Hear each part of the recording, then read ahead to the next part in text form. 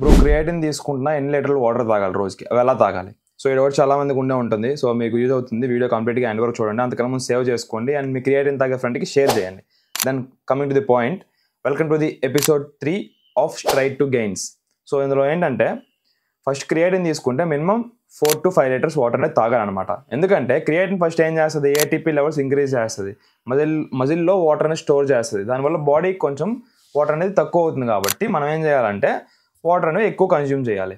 So ఇప్పుడు ఎలా తీసుకోవాలి? 4 లీటర్లు అంటే తాగలేకపోతున్నాను బై, ఎవ్రీ టైం వాష్రూమ్కి వెళ్ళి రావడానికి సరిపోతుంది నాకు అని అంటున్నారు. సో ఏం లేదు, మార్నింగ్ ఒక 1.5 లీటర్ నుంచి ఒక 1 లీటర్ వరకు తాగారనుకోండి, లీటర్ బాటిల్ క్యారీ చేసి జిమ్కి పట్టుకెళ్ళండి. సో వర్కౌట్ చేస్తున్నప్పుడు మధ్య మధ్యలో సిప్ అయ్యండి, ఒక 1/2 లీటర్ అయిపోద్ది అక్కడికి. వర్కౌట్ అయిపోయిన తర్వాత ఇంకో 1/2 లీటర్లో మీకు క్రియేటిన్ ఒక 300 ml క్రియేటిన్ తాగుతారు. అండ్ ఇంకేం చేస్తారు, మిగిలిన వాటర్ తాగేస్తారు. 3 లీటర్లు అయి నెక్స్ట్ జిమ్ నుంచి వచ్చి స్నానం చేసి ఫ్రెష్ చేసి ఏదో ఒకటి అయిపోయాక నీ పోస్ట్ వర్కౌట్ మీల్తో ఒక 1/2 లీటర్ వాటర్ తాగు.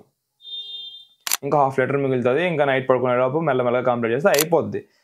అదేంటి, అది పెద్ద డౌట్ కూడా కాదు బేసిక్గా. సో మీరు అడిగారు, నేను చెప్పాలి కాబట్టి చెప్తున్నా.